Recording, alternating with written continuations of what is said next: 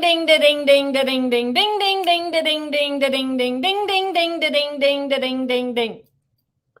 Fubble Time. Hi, my name is Teresa Tomey. And I am Patrick Ziegler. And we are Fubble Entertainment. And this is Fubble Time. Fubble Time, Fubble Time. I am going to get so quickly into this bio today and invite you to join the conversation before I do that, because we have a fascinating human being. We just have met this wonderful gentleman 15 minutes ago in our green room conversation. And boy, he is fascinating. I'm so excited for this conversation. So thank you to Carrie Fleischer and Fred Stella for bringing him to our attention. Mark Edelman was the founder of Theater League, a not-for-profit performing arts organization. He did this in 1976. Since then, the league has presented more than 5,000 performances of over 500 productions of touring Broadway musicals. You'll be familiar with some of these names: Chorus Line, Annie, Cats, Mamma Mia, Les Mis, Phantom of the Opera, Lion King, Wicked. He has, under his leadership, the Theater League created Theater Rock, Reach Out to Kids, a community outreach program providing free theater tickets and educational outreach for thousands of children enrolled in Title I schools. We're going to talk to him about this next little point in his bio. He compiled and wrote the play For Children, which was performed in conjunction with the national touring exhibit Auschwitz, Not Long Ago, Not Far Away. He developed and the Theater League endowed a graduate certificate in performing arts management, first class, University of Missouri in Kansas City, fall 2022. Amazing. So theater, right? And then Edelman created, and I keep saying Edelman, and I forgot to ask him, is it Edelman or Edelman? Shame on me. We'll get the answer to that one. As executive producer of 12th Street Jump, public radio's weekly jazz, blues, and comedy jam, which was heard on more than 120 radio stations during its 11-year run. This guy. I know, it's so cool. The Kansas City Jazz Ambassadors. He's a member of the board of directors of the American Jazz Museum and Kansas City Actors Theater. He's a life member of the Broadway League and one of 850 theater professionals who vote for the Tony Awards each year. Wonder if he voted for our buddy Greg Jabara and Levi Kreis. And Levi Kreis, and Lindsay, Lindsay didn't win. Lindsay Jones. He is a graduate of Washington University in St. Louis. He is what else? The University of Missouri, Kansas City, and the University of Kansas, where he got a master's in journalism, integrated marketing communications. I just feel it's important to share that. He is married to the wonderfully lovely Karen Lichterman and has two fabulous children, CJ and Risa. I'm going to give you all this information. Who live in Alexandria, Virginia, with their spouses, Swathi Madagauni and Will Cooper. He doesn't have grandkids yet. It's in his bio. I'm thinking he wants them. I will say we are delighted to have this incredibly accomplished human being on our show. Please join me in welcoming Mark. Hi. Hi. Hello. And I'm so sorry. Edelman or Edelman?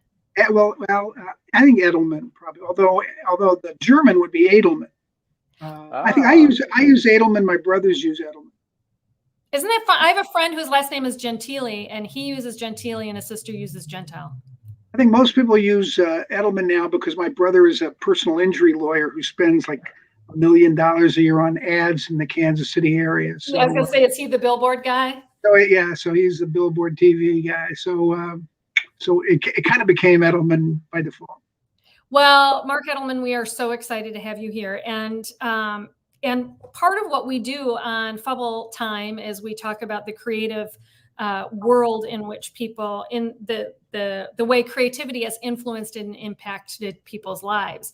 And what I find fascinating about you is you've got, I don't know if we call it a left brain, right brain thing, but you've got the admin side of creativity, bringing it to people, but you also are a creative being yourself, clearly.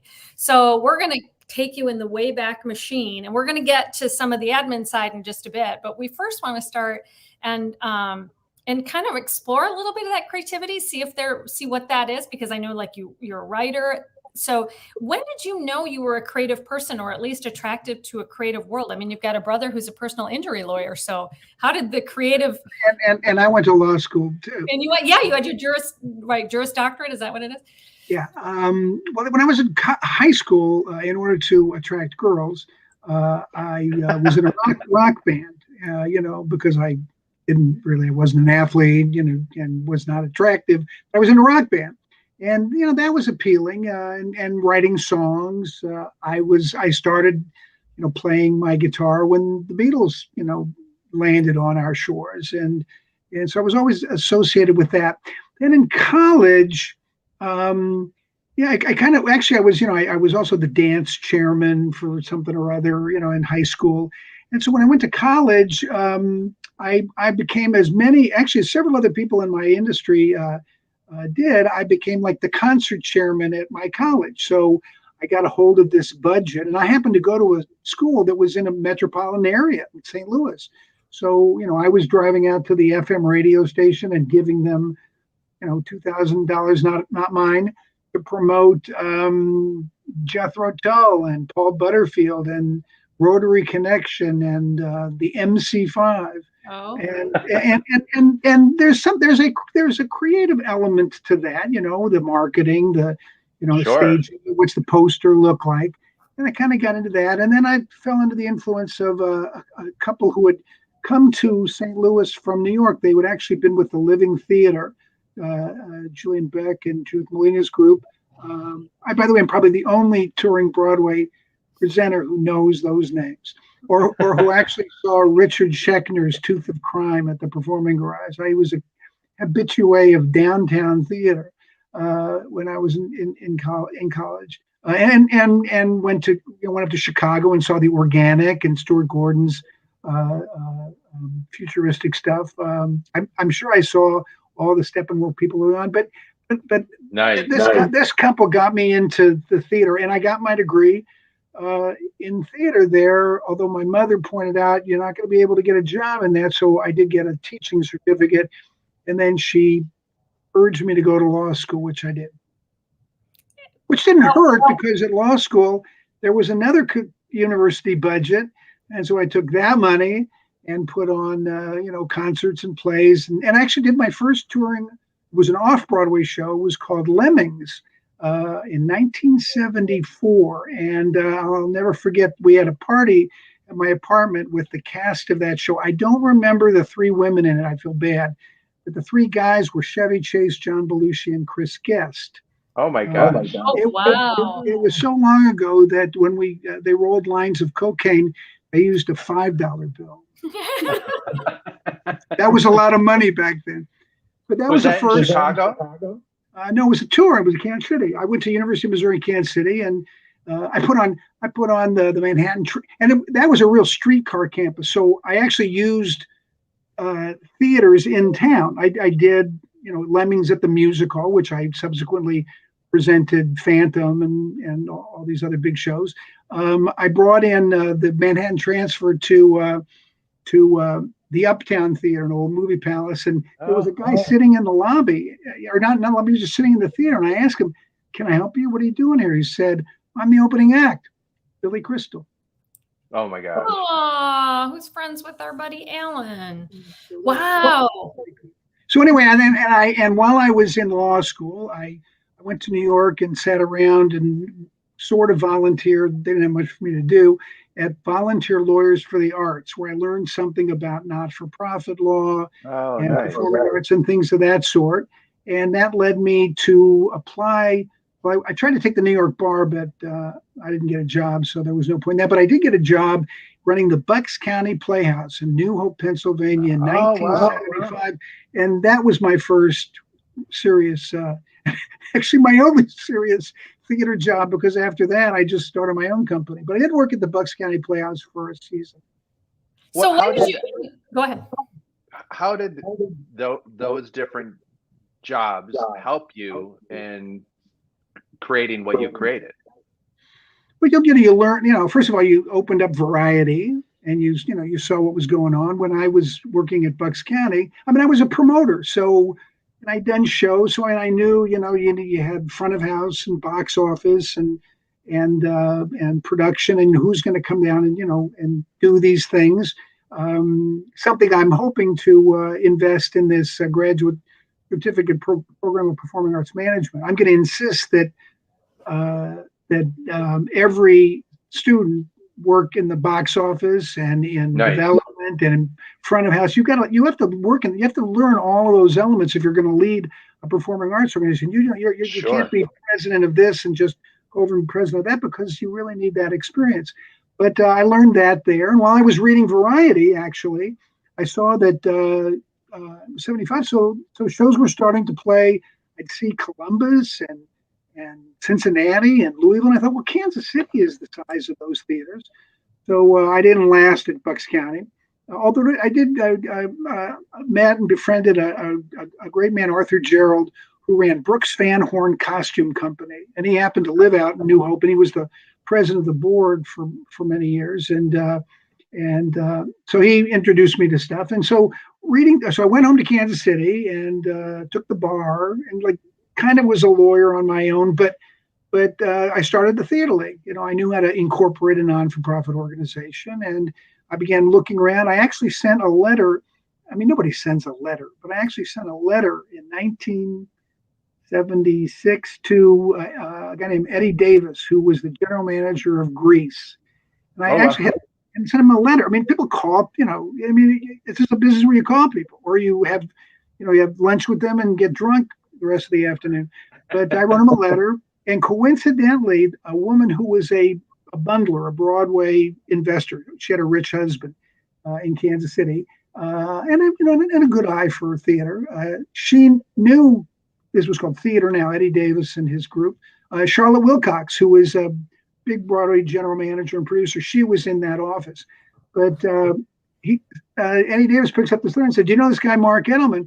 And this lady whose brother-in-law was involved at the university and knew me because I presented a series of symphony concerts where the symphony members wore jeans, and we had a funny opening act. She said, "Yeah, he's a rock promoter." Well, I wasn't a rock promoter, but this guy thought, well, it's Greece. I need a place. Oh. And so he sold me the show. I had no friggin' idea what I was doing at that level, but oh my God. Did you have the organizational structure? That was I had a couple of friends, my mother-in-law, my soon years later, my mother-in-law, I was living with my wife, and my mother-in-law was worked in business. So she was a bookkeeper. So we had that. And we had the tickets sitting on a guy's floor, and there was a dog who would come in and take them out. I was told years later that the company manager of that engagement, a guy named Peter Russell, he was paid twice. He got double pay that week because he literally was the house manager too, because we didn't know what we were doing. But back before computer tickets, you had you showed the producer of the show what they called the ticket manifest. This was a document that said these are the tickets that were printed, and then every ticket you didn't give them back, you owed them for if you couldn't explain it. So it was a little it was really, and that's the way we didn't want to tell them we didn't know that, so we just kind of played along and went, okay, these were guys who could rifle tickets and count, that's 400. That's right. And we were going, I don't know. But we pulled it off. Although the gross of that show was half of the stagehand bill for Grease Now. It's I think we grossed $60,000. And Eddie Davis, I guess, was okay with that. He got us from point A to point B. That's so where cool. That's where I started. And people say, how did you finance the theater? I wrote a check to the Kansas City Star for $500. I mean, one of the nice things about our business is it is a cash business, and you get the cash well in advance of having to, deliver, the product. So you can, and back in those days, you settled with the company on Sunday. So you didn't have to pay, really anybody until you got to the end of the week. And if you had enough money, hopefully you came out. And it was, you're also not you're not in the speculation game. I mean, to an extent you are, but you're also selling a product that New York is already signed off on. oh yeah, and and the there was a couple of stars in that. I mean, not big stars, but Adrian Zmed played Danny Zuko in that production. Oh, that's hilarious. And he ended up doing Grease too, I believe, the movie, didn't he? Yeah. He did. Yeah. And there were other people in it who I saw subsequently in New York. So it was a gig for young people to tour. I mean, it was the national tour of Greece. And then I picked up a book. I picked it up in New Hope called "Subscribe Now" by a man named Danny Newman, who was the marketing director of the Lyric Opera in Chicago. Oh, okay. And it taught basically, spend $99. I mean, spend 99 cents to make $1 in subscription money, because the next season it only cost you $0.10. Just the way subscription worked, the lifetime value of subscription, and that was my career. Running subscription programs. There hadn't really been one in Kansas City, and the next season I did South Pacific, same time next year, Victor Borge, and most important, the chorus line. 3 weeks of a chorus line, and chorus line just sold the season. I think I had 3,000 or 4,000 subscribers, which nowadays for a week is not very good, but it was a start. So how did it work? Where, like with chorus line, would you then work with the Schubert? It was Joe Papp. It was Joe Papp. It was Joe Papp. Yeah. Oh, really? The Schuberts were not. Yeah, the Schuberts were not. I mean, the Schuberts sort of were involved because he was at the Schubert Theater, and I'm sure there was some tie-in. But I'm pretty sure you were buying it from the public. I think. Okay. I had sort of a mentor, a guy in St. Louis who ran a bunch of theaters, and I was the Kansas City guy. So what would it be? What would it be for you to go to, let's say, Joseph Papp, and say, I want to produce a chorus line? At that time, present. Okay. He produced. Would there be multiple productions of a chorus line going on in America? I mean, I'm sure they were going on overseas and everything. So would you have a region that you would be presenting it?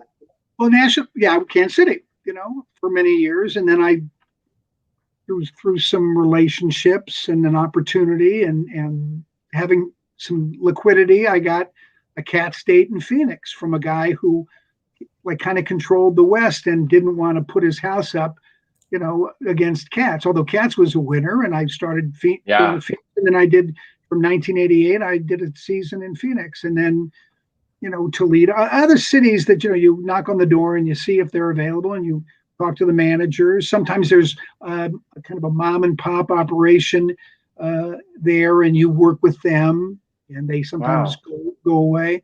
But just lots of different ways to do this. Back then, there was this one guy named Ernie Raleigh. He had something called the Independent Booking Office.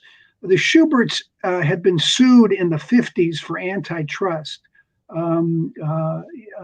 It's U.S. v. Schubert, because they kind of controlled something that was called the United Booking Office, and they controlled all these theaters. So they kind of made you take a show. This is like the end of vaudeville. This kind of sure. Yeah.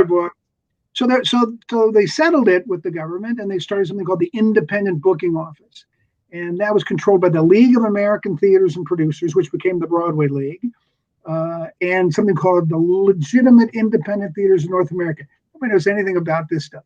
I was the last vice president of LITNA, Legitimate. But these, most important, because these things were, the League of New York Theaters was very important. LITNA was not. But they came together and they funded a office called the Independent Booking Office, and was run by this guy named Ernie Raleigh.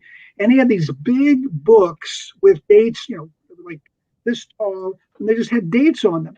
And if you were a producer, if you were Manny Eisenberg with a Sondheim show or a Neil Simon show, you'd go sit in Ernie's office, and they say you needed to do it in the morning, because after lunch, he was 3 sheets to the wind. I'm not casting aspersions on those who are departed, but a real character. and his secretary Irene Warshauer, who was like the ultimate New York. Yeah, what to say? I don't know. He's not here. But Ernie, he'd take it.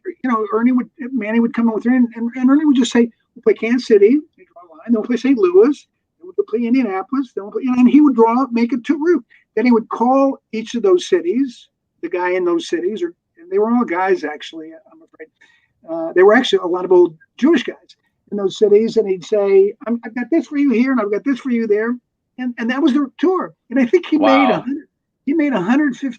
The producers paid $150 a week for that service. By the way, that became all these agencies and $1-million corporations. But back in the beginning, it was that simple. And I love that. I love how it's really a let's put on a show kind of. Let's put on a show. It was cheaper. It was so cheap that a lot of the shows didn't have guarantees. Chorus Line was like the first show that had a guarantee. You had to pay them this much, and it was a lot of money. But Joe Papp didn't come from the Ernie Raleigh days, although I'm sure he used Ernie, because I think Manny might have been involved in that show somehow, helping him. But Joe Papp says $150,000 a week or something like that. If you played 3 weeks, $450,000, and some people went, "What?" Because what they were used to was what they call sharing terms deals, which was they were like you paid the show 60% of the gross, and you got 40%, but they paid 60% of the advertising that you spent.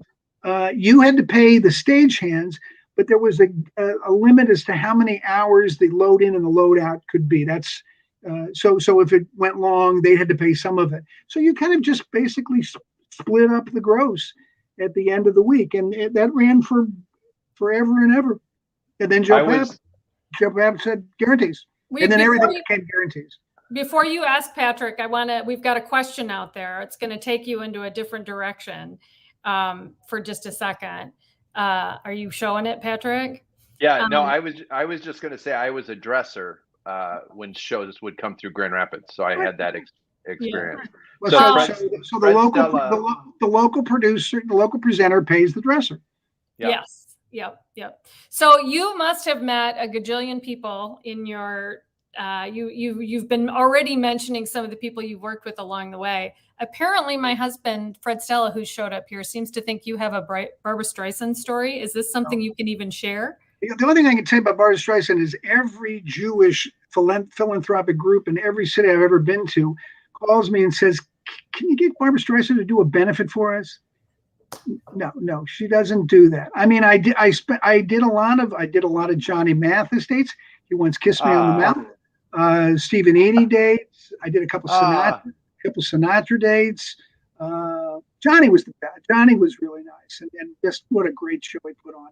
Tony Bennett, I did Sammy Davis with a symphony. Wow. Greg Hines. I went looking for Greg Hines backstage because we had a star dressing room. I find him. The chorus dressing room was six the little crummy wood table and windows, and he's at the end. He's like the worst seat in the room. He's in with the band. Greg Hines was with the band. Did Lena Horne? In the theater context, of course, did Brenner in K&I and Carol Channing and Ella Dolly, and Mickey and Annie in Sugar Babies. Sugar Babies. Oh my God. I got my parents' tickets to that show. Normally, someone in my position, there are people not like this, but you kind of want to stay away from people because in my position, they're just going to complain. I had some very pleasant experiences. Victor Borga picked up a check. Larry Leckenbill, who was married to Lucy Arnaz, they did I Do in our theater. He picked up a big dinner check. We had dinner at this steakhouse. Lucy's dad was there. He stood on his chair and sang Babalu. It was, nutsy. Was he there with Lucy and Larry? Yeah, he just came to town to see the show. See the show. And his grandchildren were there because my wife babysat with them when they were in town. And Lucy, I guess one of the kids outgrew a car seat, so they left it for us, and we used it for our kids when we had them. I love it. See the perks? that and carpeting my living room with the rug I bought for Frank Sinatra when he played an arena. Oh my I rolled it up and said, "Put that in my living room." That's great. So that was in his rider. He needed a beautiful rug for his stage. No, just a gray rug. I didn't have a rug in my living room. No, just a very plain rug. That's great. So when did you? So how did you start your relationship with the Kansas City Jazz Ambassadors? Like talk about. Well, I've been a jazz fan in my life, and I always thought I had this idea.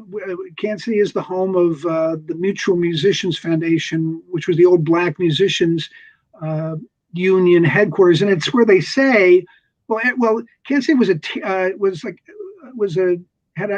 a free and open town. We had a mayor who was corrupt. His brother owned a cement company. So City Hall, the county executive office, and the municipal auditorium and the garage are all made out of cement. They even cemented a creek here. But because of that, it was open and freewheeling. And so African Americans, lived here and could live freely here, which they couldn't do so much in rural Kansas, Missouri, Oklahoma, Arkansas. So Kansas City was the home base for what they called territory bands.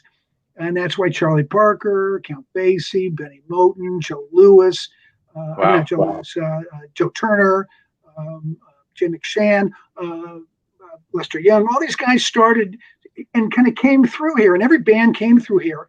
And this musicians union building, it's where Charlie Parker met Dizzy Gillespie, and that would be the beginning of bebop. So I always thought that'd be an interesting story to tell. And I'm an admirer of Prairie Home Companion, Garrison Keillor's show. Nice. And so I thought, could we do an urban Prairie Home Companion with some sketch comedy and music? So I started writing that. I looked for a writer. If I found a guy lives in Cleveland online, and we did like 300 shows over 11 years. And at one point we had 120 stations when it was free. As soon as we started charging for it, that went so by the end it was like we had 30 stations, but they were paying us, and it was fun. Yeah. It was we had sketch. Do you have those? I mean, you can my husband has a radio program, and he's turning all of his into a podcast. So do you have all the recordings? Yeah. I have them all on a hard drive and a bunch of them on CDs. Yeah.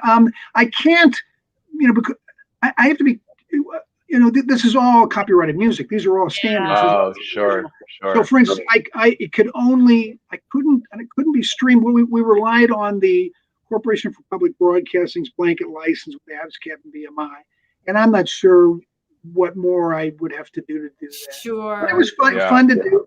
We did blues in the news every week, and we had sketches like Sonny Zoot Reedman, sax therapist. So that was a bit was like Guy Noir, but it was about a couple would come in and were having trouble having sex.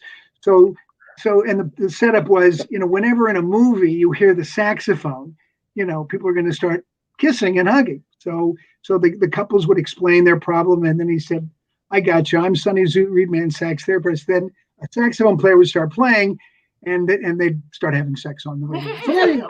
That was a sketch. It was not high art. It's great. It sounds great. Jerry Rash in Austin said, "Would love to hear that." Understood about the copyright, though. Yeah. I'm sure that there's a lot to mind. We ended. And it took place in a club. It was a live audience. So we did the show, with the drinks flowing and stuff, and it was fun. We ended in February of 20 when everything closed, and then the conversation about bringing it back. The problem is, at the end, we were really only doing 10 new shows a year. Yeah, that's all we were still subsidizing it, but it was not bad. And it was as much as any of us really wanted to do. It got to be a lot of work. We did like 3 a month in the beginning. Wow. I mean, people would come in and nobody wanted to see each other. It was like, ugh. But 10 a month, 10 a year was sort of like, yeah, good to see you again. I missed you. But 42 of the shows were archive shows from 2009 to 2018. And guess who a lot of the jokes were about? Yes, and I did not want to mention, like Steve Colbert, I did not want to mention his name again. Right. Yeah. And so we just decided, look, we'll put it away. I don't want to tell those jokes anymore. I don't want to, again, I don't want to even bring it up.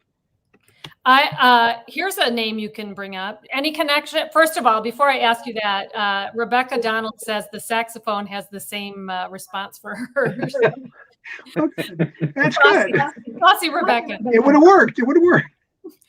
Jerry Rash is asking, any connection to Johnny Otis and his road show? Does that ring a bell? I didn't really do much rock and roll at all. I also did comedians. I drove through Louisiana with Jay Leno. Back when he was right before the Tonight Show, he would take any gig that had an NBC affiliate. Because he really the way he got that job, and David Letterman didn't, is because he was a politician. He would go to the town, and it's the easiest show you could do. You say, ladies and gentlemen, Jay Leno, and he talks for an hour and a half by himself. But after the show or during the day, he would go to the NBC affiliate and press the fletch. Because he was doing, he was the guest host on the Tonight Show. But so he would say, when I'm in Wichita, I listen to WCHT and Jimmy and Becky, and he did that everywhere. So promoters got to. It wasn't an expensive idea. You made money on it, but you had to wire the money. By the way, that agency went bankrupt and took all those guarantees with them. And Leno subsequently made good on all the dates, though he didn't get paid. We worked with him at a comedy festival in Grand Rapids called Laugh Fest, which is a fundraiser for Gilda's Club. And he made a big donation to Gilda's Club. And I rode in a vintage Jaguar with him and one other person. And it was quite an experience. I played him with a friend in Bakersfield, California. And we're sitting there, he lives in LA. So we're thinking, what's he going to drive? We're meeting him at the theater. So we were kind of sitting on the street, on the curb, watching cars go by. He might take a motorcycle, it's not that far. So he pulls up in a turbo Bentley and rolls in the window. And we're like admiring the car. And he says, it's the wife's car. Oh. He also, we went into after a show, we went to a pizza place and he walks in and the guy said, oh, can I take your picture or anything? And he takes a picture and I go to pay. I mean, I'm the presenter. So I go to pay. He says, no, don't worry about it. As we were leaving, Leno said, I haven't paid for a pizza in 3 years. Yeah, I'm sure. But a nice guy. We're towards the end, but we do want to, I do want to get, Teresa and I have worked in children's programming. Teresa's directed children's theater. We've both directed, but we've done children's television. We're just interested in for children, what you wrote. I'm on the board of a group that uses a theater in Union Station where the Auschwitz touring exhibit is. Wow. So they said, can you produce something like that for your theater? And this was January of 2020 when all you could produce was things that there was no, obviously the first thing they'd say, well, let's do Kindertransport or Anne Frank, and there's people hugging and kissing. And in January of 2020, we couldn't do that. So I came up with the idea of reading diary entries from, first of all, it was kids who had lived through the Holocaust, but then we went a little further and said, well, what about other kids who lived through genocides? What about their diaries? And it was shocking to see there's trains in everyone. There's kids being picked out of school in everyone. And it reminds us that as much as we respect what the Holocaust was, there are, in Sarajevo and in Cambodia and Rwanda and Armenia, these things happen too. And that's what the play's about. I hope people will do it. Wow. Teresa just directed a production for it's a theater company called Ebony Road Players in Grand Rapids here, and it's Teresa, license my show. Well, I know it's an interesting. I know it's very interesting. I'm like that would be an interesting piece to. This was imagining Anne Frank and Emmett Till having a conversation, and the same kind of idea, the similarities of These racism. kids saying, why were we so hated? And these two, teenagers trying to figure it out. There's a nice off-Broadway musical that didn't make it called Yours and that I've always wanted to get to the authors and reconfigure, kind of make it like a sort of chamber Les Mis, a small story about that. That would basically be the Harry Van Frank, but a musical. And the music is really kind of pretty in this. But one more thing I didn't get to so far. So what else do you want to get to? Is there something still on your bucket list that you haven't? My husband wrote Teresa license his show, so you've got somebody else pushing. Well, I've been putting on plays. At the end of my career, presenting touring Broadway, the downside to starting as a not-for-profit is all the money you made, if you did, is not yours. It's a nonprofit, which is great. I mean, I don't mind that. I did quite well. Listen, I made a living. I sent my kids to college. It's amazing. In a nice house. They don't have college debt. They live in houses that I help them mortgage. So I have this. My organization has funds which we distribute to other theater organizations. But we also sometimes come up with things we'd like to do that aren't happening. That and I'm sure that others like For Children. I'm a big fan of trying to figure out a way to put repertory theater companies together.